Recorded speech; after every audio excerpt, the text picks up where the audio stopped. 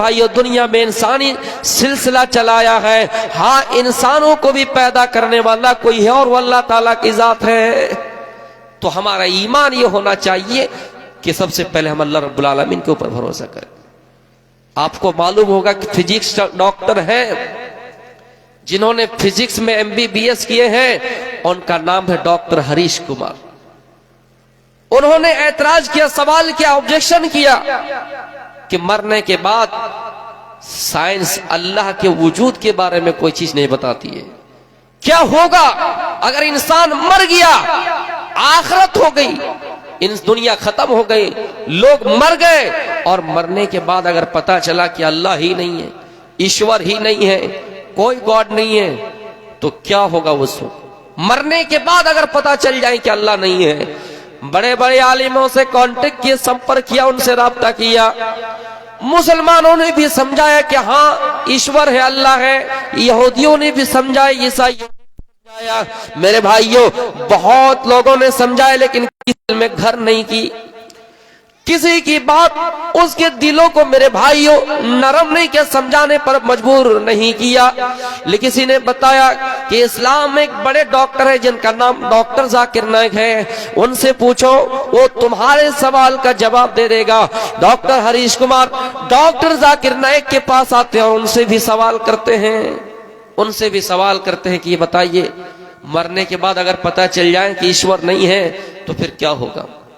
Doctor Zakir Naik ने बहुत सारी मिसालों से उनको समझाया, लेकिन डॉक्टर जाकिर नाइक की बातों से भी वो प्रभावित नहीं हुए, डॉक्टर जाकिर नाइक की बातों से भी वो मुतमईन नहीं हुए, नहीं माना। एक दिन सुबह का टाइम है, वो चाय नोश करने के लिए, चाय पीने के लिए किसी दुकान जाते हैं और वहां जाकर बैठ जाते हैं। देखता है कि एक सब्जी फरोश मुसलमान, सब्जी बेचने वाला, पांचों टाइम के नमाजी, जिनके चेहरे पे नूरानी दाढ़ी है, जिनके चेहरे पे जिनके नूरानी दाढ़ी, जिनके सर पे अमामा, अच्छा खासा इंसान, नेक दिल इंसान, मेरे भाई और डॉक्टर हरीश कुमार उनके पास जाते हैं और उनसे चाय पीने की दरखास्त करते हैं। फिर दोनों चाय पीते हैं और चाय पीने के बाद मामूल के मुताबिक डॉक्टर हरीश कुमार बातों को छेड़ देते हैं कि अगर मरने के बाद पता चल जाए कि ईश्वर नहीं है तो फिर दुनिया में एक नमाजी का भी वही हाल होगा और एक बेनमाजी का भी वही हाल होगा, दुनिया में काफिरों का वही हाल होगा, दुनिया में एक मुसलमान का वही हाल होगा।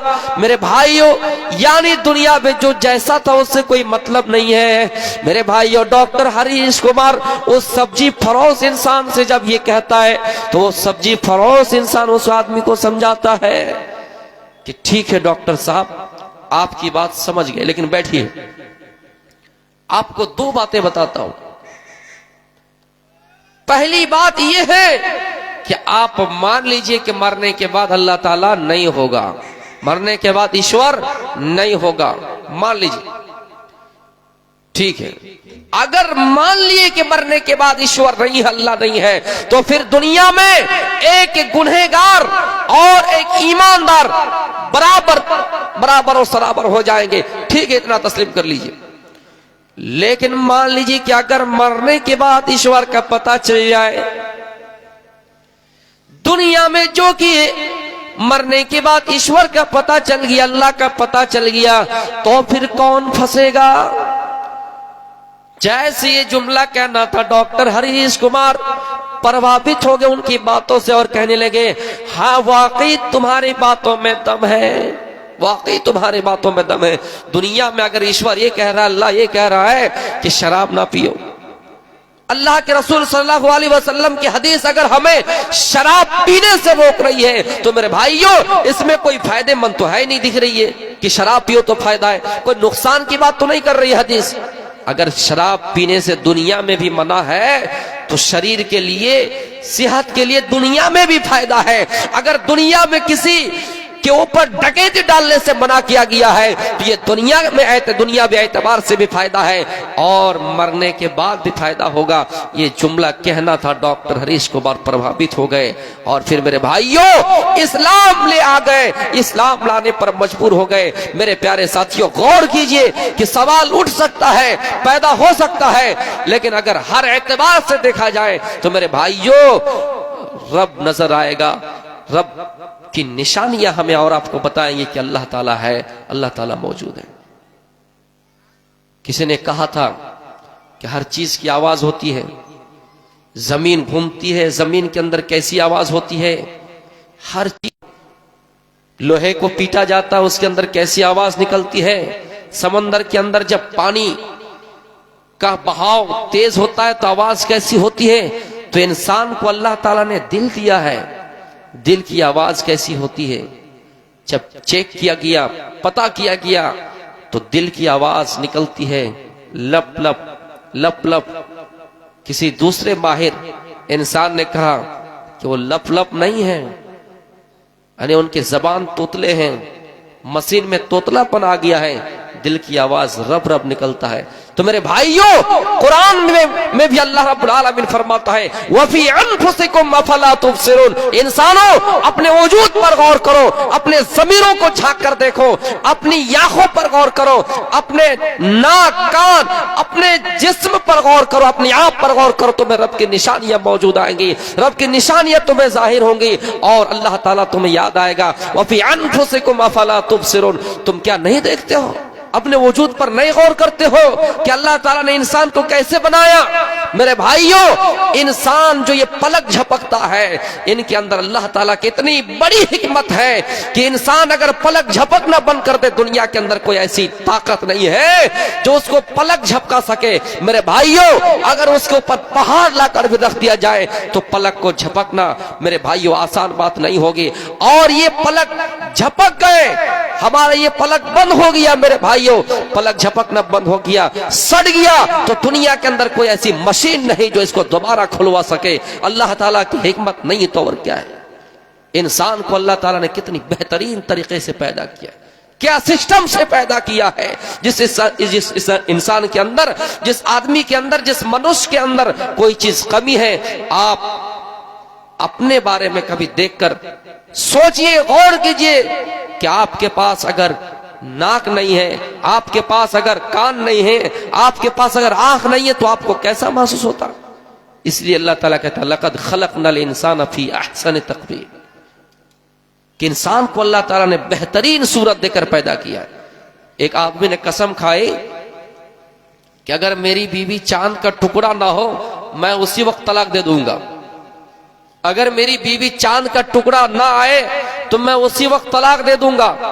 शादी करके लिया आया, बीवी काली कलोटी बदसूरत आ गई, उलमा ने फतवा दे दिया कि तुम्हारी बीवी को तलाक पड़ गई। तुमने कसम खाई है कि अगर चांद का टुकड़ा ना आए तो तलाक दे दो, तुम्हारी बीवी चांद का टुकड़ा नहीं है, तुम उसको तलाक दे दो। तलाक पड़ गई। लेकिन उस इलाके में एक और अच्छे आलिम थे, पढ़े लिखे आदमी थे, जानकार आदमी थे, उनके पास ये मामला ले जाया गया और ऐसी ऐसी बात इन्होंने कसम खाई थी कि मेरी बीवी अगर चांद का टुकड़ा ना हो तो इसको तलाक पड़ जाएगी, लिहाजा इसको तलाक पड़ गई। उन्होंने जवाब दिया, चांद क्या चीज है, चांद क्या चीज है, सूरज क्या चीज है। अल्लाह ताला ने औरत को, अल्लाह ताला ने इंसान को अहसन तक़वीम कहा है, यानी सबसे बेहतर इंसान को अल्लाह ताला ने पैदा किया। दुनिया में इंसान के आगे कोई चीज मेरे भाइयों पसंदीदा हो ही नहीं सकता है। एक ताजमहल जो कितने खूबसूरत है, लेकिन आप ये नहीं कह सकते कि ताजमहल जैद से खूबसूरत है, आप ये नहीं कह सकते कि ताजमहल फातिमा से खूबसूरत है। किसी दुनियावी चीजों को आप किसी इंसान से तशबीह नहीं दे सकते हैं कि इस इंसान से ये चीज खूबसूरत है। मेरे भाइयों, रब की निशानियां नहीं है तो और क्या है। वसारिउ इला मगफिरतिम मिन रब्बिकुम व जन्नतिन अर्जुहा समावातु वल अर्ज़, लोगों अल्लाह की रहमत की तरफ, उसकी मगफिरत की तरफ तेजी से आ गया। अल्लाह ने हमारे लिए जहां रहमत बनाया, जहां पे हमारे लिए रहमत की जगह बनाई, जहां पे हमारे लिए मगफिरत का जरिया बनाया, हम उस जगह पे तेजी से आ गया है।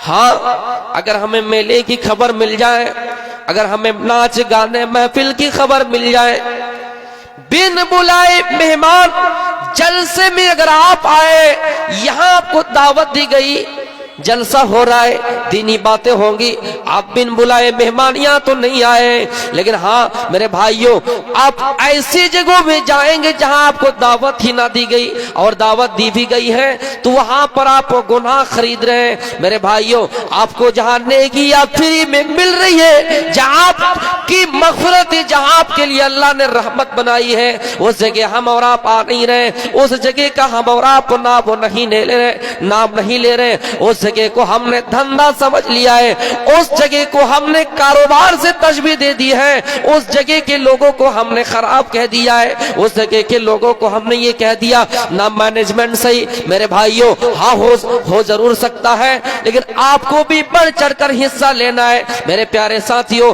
हमने रहमत की जगह को चुना ही नहीं, सड़कों पर गलियों में जहां पर दीनी बातें हो, अगर हम वहां से गुजर भी रहे, अगर देख रहे अल्लाह और उसके रसूल की बातें हो रही है, हमने मुंह मोड़ लिया और वहां से चल दिया, लेकिन हाँ फला की बेटी घर से भाग गई है, फला की बेटी ने उसका मुंह काला कर दिया है, ऐसी बातें अगर हमारी कानों में सुने, अगर हमारी कानों में जाए, हम उस जगह को डेरा बना लेते हैं। अगर हमारे पास कुछ और मशगूलियत है, लेकिन हमने उन मशगूलियत को ठुकरा दिया और उन चीजों को सुनने के लिए अपना टाइम ज़ाया करने लगा, अपना टाइम बर्बाद करने लगा। मेरे भाइयों, अल्लाह कहता आओ मेरे बंदो, मेरी रहमत की तरफ आओ, मेरी मग़फ़िरत की तरफ आओ, जहां दीनी बातें हो रही है वहां आओ, जहां दीनी बातें हो रही है, जहां दीनी मशगला हो, जहां दीनी बातें हो वहां आया करो। अल्लाह कहता है जब मेरा बंदा मुझे याद करता है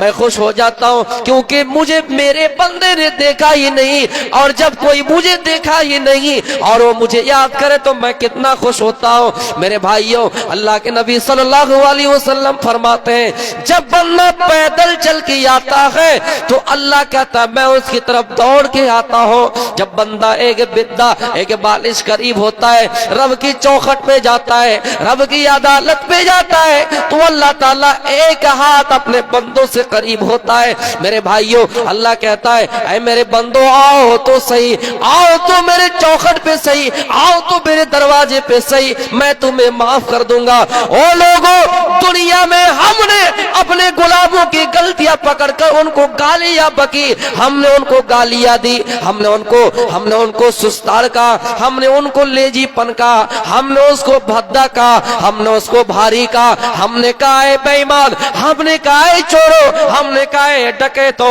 हमने कहा है लुटेरो। लेकिन अल्लाह कहता है मेरे बंदो, लाखों गलतियां कर डाले हो, हजारों बुराइयां तुम्हारे अंदर हो, मैं तुम्हें काफिर कहकर नहीं पुकार रहा हूं, मैं तुम्हें चोर कहकर नहीं पुकार रहा हूं, मैं तुम्हें बेनमाजी कहकर नहीं पुकार रहा हूं, तुम मेरे बंदे हो, मैं तुम्हारा रब हूं। अगर पुकार रहा हो तो इस अल्फाज और इस जुमले से पुकार रहा हो, कुल या इबादी अल्लज़ीना असरफू अला अनफुसिहिम ला तक़नतू मिर रहमतिल्लाह। ऐ मेरे बंदो, जिन्होंने अपने नफ्स पर जुल्म किया है, जिन्होंने अपने नफ्स पर खताएं किए, जिन्होंने अपने आप पर बहुत बड़ा जुल्म किया है, मेरी रहमत से मायूस मत हो जाना, ना उम्मीद मत हो जाना, मैं तुम्हें माफ करने वाला हूं।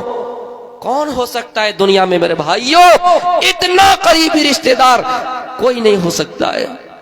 माँ बाप बड़े रहम वाले हैं, अपनी औलाद पर बहुत मेहरबान है, लेकिन उससे भी बढ़कर अल्लाह रब्बुल आलमीन है। मेरे भाइयों, गौर कीजिए कि अल्लाह ने अपनी रहमतों को मेरे भाइयों दर्जा बनाया, और उन दर्जों में एक दर्जा जो अल्लाह के पास 99 है, एक दर्जा जमीन पर उतारे, और उस एक रहमत का यह हाल है कि माँ अपने बच्चों पर रहम करती है, बाप अपने बेटों के ऊपर रहम करते हैं।